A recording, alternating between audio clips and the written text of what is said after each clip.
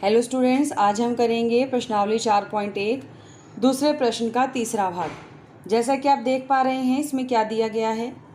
रोहन की माँ उससे 26 वर्ष बड़ी है। उनकी आयु का गुणनफल अब से 3 साल के बाद 360 हो जाएगा।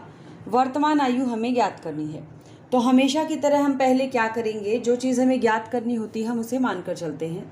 हमें रोहन की वर्तमान आयु ज्ञात करनी है, तो इसलिए हमने मान लिया है कि रोहन की वर्तमान आयु x है।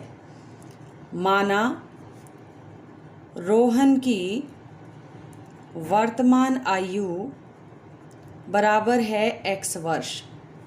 हमने इसकी वर्तमान आयु को मान लिया। अब जो उसकी माँ है वो उससे 26 साल बड़ी है, 26 साल ज़्यादा।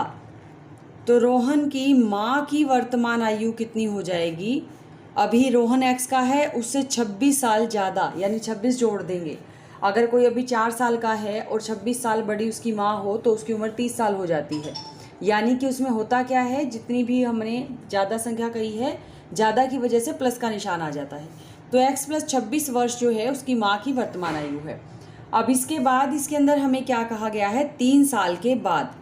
तो अगर हमें किसी की 3 साल बाद आयु निकालनी हो, अगर कोई अभी 10 साल का है और हमें 3 साल बाद देखना है कि वो कितने का होगा, तो उसमें 3 जोड़ दिए, 13 साल का हो गया। इसी तरह से अगर रोहन की आयु हम देखें कि 3 साल बाद रोहन की कितनी आयु है।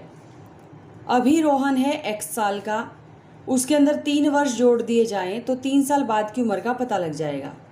ऐसे ही 3 साल के बाद जो रोहन की माँ है उसकी आयु कितनी हो जाएगी, जो अभी है उससे 3 ज़्यादा। अभी है x + 26, उससे भी 3 ज़्यादा, इतने वर्ष हो जाएगी।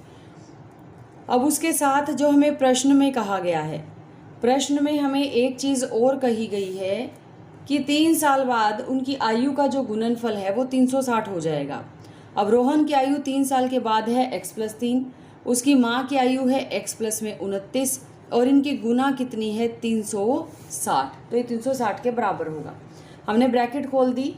पहली ब्रैकेट का हर एक नंबर पीछे वाले हर किसी को गुना करेगा। 1x था, 1 गुना कर दिया तो x की घात 2। 29 के साथ x नहीं था तो x लग गया।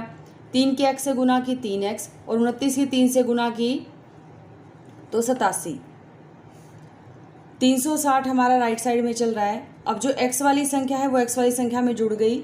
29 और 3 इसको जोड़कर हमें क्या मिल गया है, 32x। जो संख्या है 360 वो इधर आकर के माइनस हो गई। तो यहाँ से जो समीकरण बदल गया वो किस रूप में बदल गया, इनको घटा दिया 360 में से 87 को।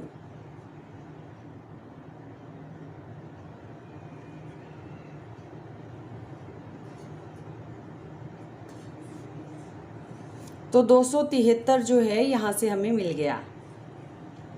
इस तरह से ये समीकरण बन गया है जो इनके आयु के द्विघाती सूत्र के हिसाब से, जो द्विघाती समीकरण हमें बनाना था 2 घात के अंदर, तो हमने उस रूप में इसको बना दिया है।